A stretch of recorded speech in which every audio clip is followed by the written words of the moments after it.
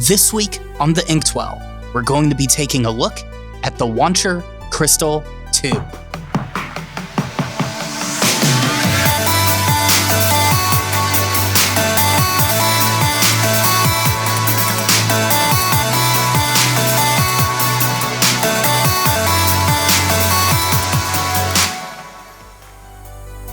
So today we're taking a look at the Wancher Crystal 2.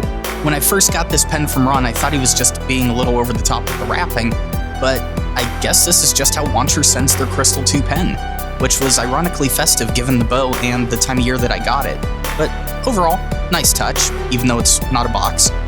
Opening up the brown poly bag, we get a white inner bag that has a really stylish Wancher logo, screen printed in black on the front. It's a really nice touch all in all.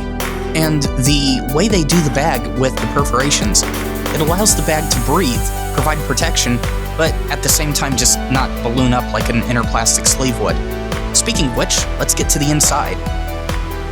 So opening the bag, we have all the accoutrement that comes with it, the Wancher pen case, a little packet of some accessories, and the paperwork. Oh, and the eyedropper. Can't forget the eyedropper. So first thing we're going to look at is the plastic bag here.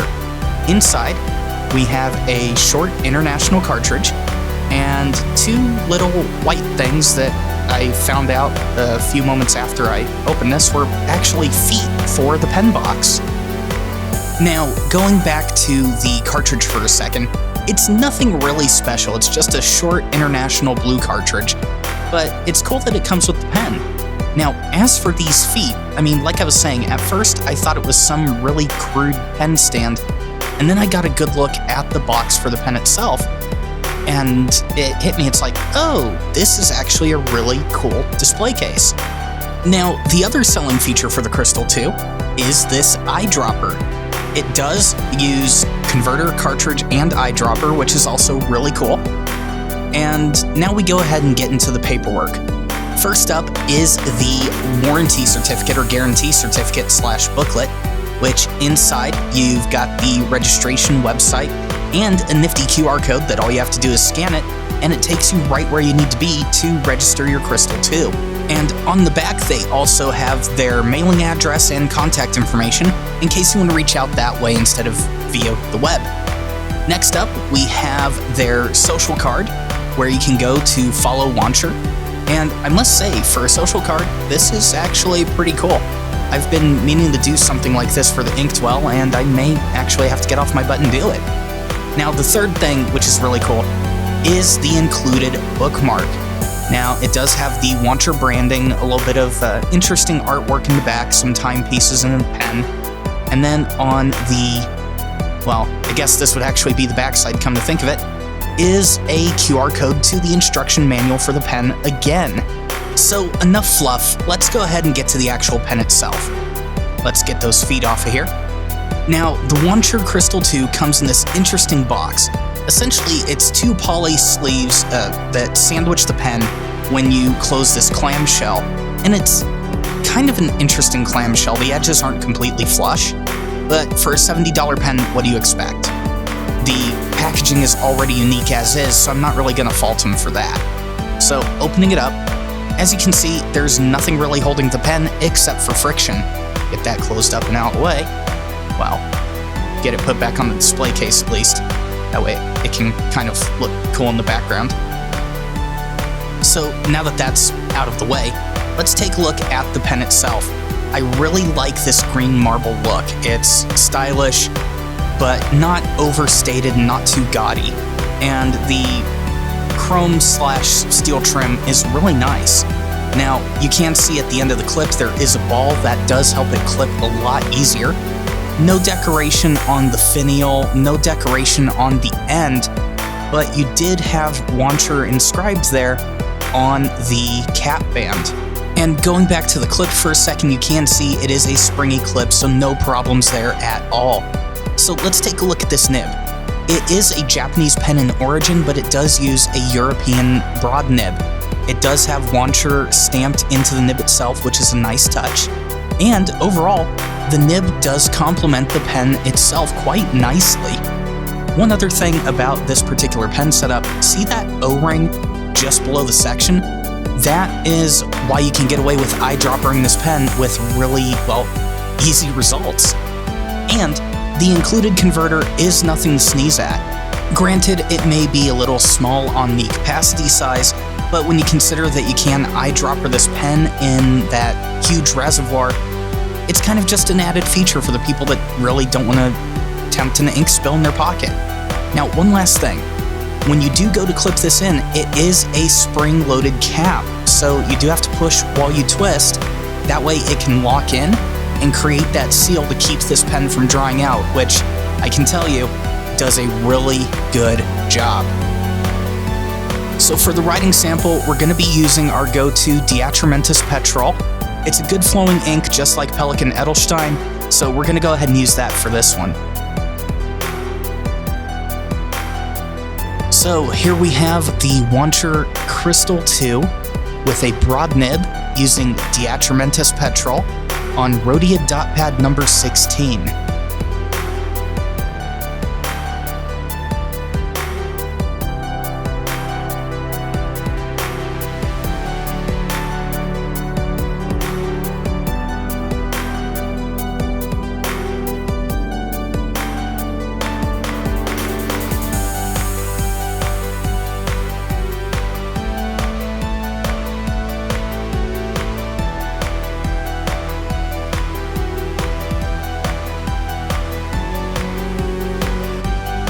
You can see there at regular speed, the nib does have some play to it, so it's not a really stiff nib, but it's not a flex monster either. This nib is really going to provide you a good, consistent line width, while being forgiving for those longer writing sessions. And the threads also, even though it's a short section, the threads aren't too obtrusive and they don't really hinder my grip at all, which is a pretty long grip from nib to, well, cap thread.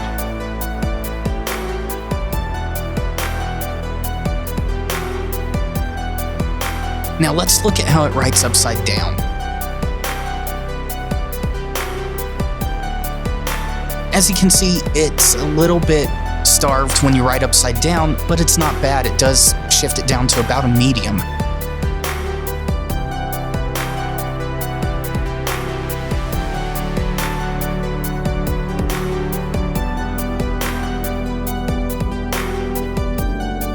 Now, looking here at the X's and the figure eights, I have to say I really love how this nib and feed combine to just provide an amazing flow out of this pen.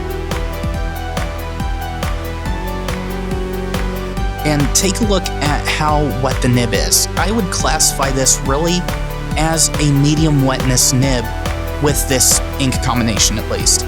So let's go over the pros and cons. First off, for the pros, it's got to be the price. You've got a wonderful pen with good materials, great packaging, and care for $70. And then the next thing we have to look at in any pen is the nib itself. I mean, you're not writing with the plastic body, you're writing with the actual metal nib. And this one is smooth. It came out perfectly aligned, no scratchiness, no over feedbackiness. It was just a really good nib right out of the box. Now, the next thing that I want to go ahead and highlight here is the fact that you do get a cartridge, converter, and eyedropper in this $70 package. And a nice eyedropper at that. I mean, that body is just so huge, and you get a lot of ink in there. Now, the final thing we're going to go ahead and look at here is the quality and build of the pen itself. So you've got good looking and good feeling materials all the way from nib to end. The cap, the way it's spring loaded to go ahead and get that nice seal. The section itself having just the right taper to it, at least for my grip. Your mileage may vary there. The way that the body itself highlights just how much ink you can get into this thing. And the marble material look amazing. Now let's go ahead and take a look at the cons. I'm gonna be honest, I'm recording this about a week after I got the pen and wrote with it. I honestly, at this price point, couldn't think of any cons. If we were talking a pen that was like $150, $200, then yes, there's some things I would definitely change about this pen. But at $70, I feel that Wancher really hit it out of the park on this one, delivering a really solid pen in the Crystal 2. And that's why, looking at this pen, writing with this pen, I have to give it a 9.5 out of 10. It really does score that high for me, and I have to recommend it.